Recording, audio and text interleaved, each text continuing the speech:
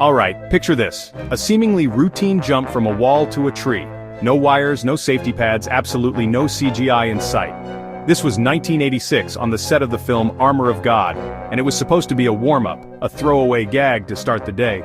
Instead, it became the moment Jackie Chan stared death right in the face. His skull cracked open, a bone shard splintered into his brain, and a metal plate had to be surgically screwed into his head just to keep him alive. Seriously, this isn't just a story about a dangerous stunt, it's the story of a stunt so deceptively simple it almost permanently silenced a legend. It's summer 1986, deep in Yugoslavia, and Armor of God is in full swing. Jackie, ever the perfectionist, wants one more wide shot of his character scrambling over a sloped castle wall. The plan? Super straightforward.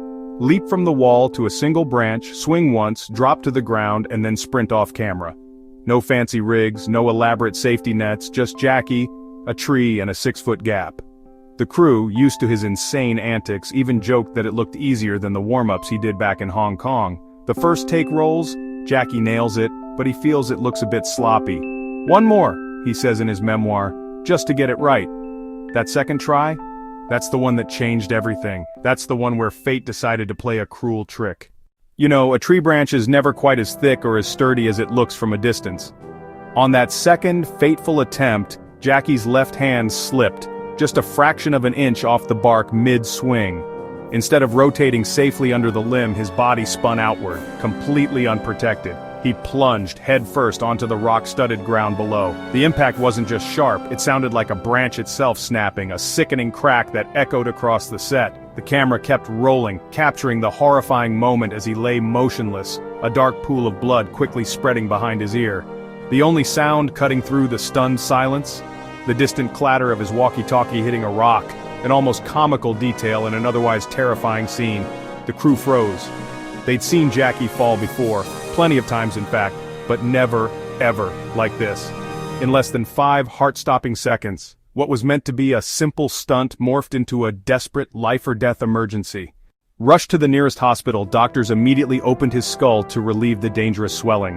What they found was horrifying. A thumbnail-sized bone fragment jammed directly into his brain tissue.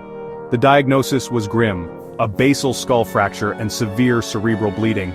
For a while he slipped in and out of consciousness, his life hanging by a thread. Surgeons worked feverishly, inserting a polymer plate to replace the section of skull that had shattered.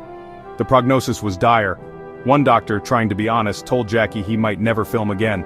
Jackie, ever the comedian even in the face of tragedy, later joked in an interview, "I heard that and thought, great, now I have a built-in head shield for the next time I fall."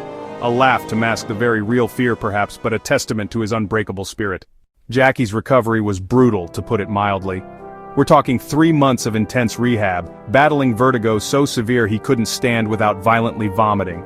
But here's the thing about Jackie Chan. He absolutely despised the idea of finishing his movie with a double. That just wasn't his style. So, with a stitched-up scalp and a metal plate now permanently residing in his head, he flew right back to Yugoslavia. He went back to reshoot that very same scene. The final cut in the film? It lasts maybe 5 seconds. The scar, both physical and psychological, has lasted the rest of his life.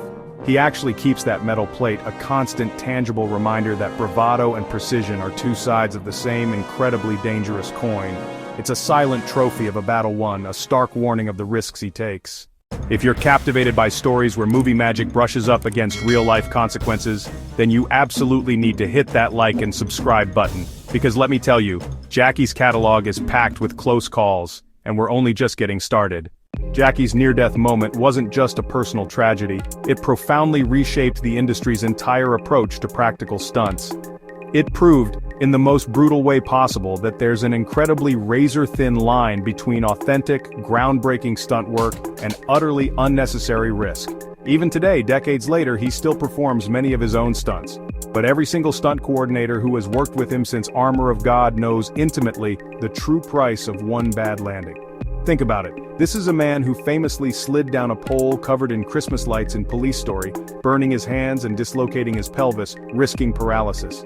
In Project A, he plummeted from a 6-story clock tower, landing on his head when the safety awnings failed, injuring his spine. And in Armor of God 2, he lost his grip jumping to a hanging chain, dislocating his sternum in a fall that had to be cleverly edited out because a second take was simply impossible. These were all incredibly dangerous, but the Armor of God's skull fracture remains the most harrowing example.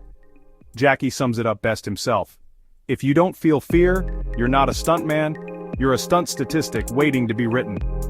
It's a powerful, chilling truth from a man who lives it every day. His commitment to doing his own stunts without CGI or doubles defines his legacy, but it also comes at an unimaginable personal cost. That jump lasted less than 2 seconds. The hospital stay? That stretched into weeks. But the impact, the lessons learned, and the scar, they've lasted decades. Jackie Chan's most dangerous stunt didn't need exploding buildings or speeding cars to be deadly. All it took was gravity, a simple tree, and an unwavering desire to get a scene absolutely perfect. If there's one profound takeaway from that terrifying day, it's this. Even legends, even the most skilled and fearless among us, are just one misstep away from tragedy. And sometimes, just sometimes, the simplest stunt is the one that hits the hardest.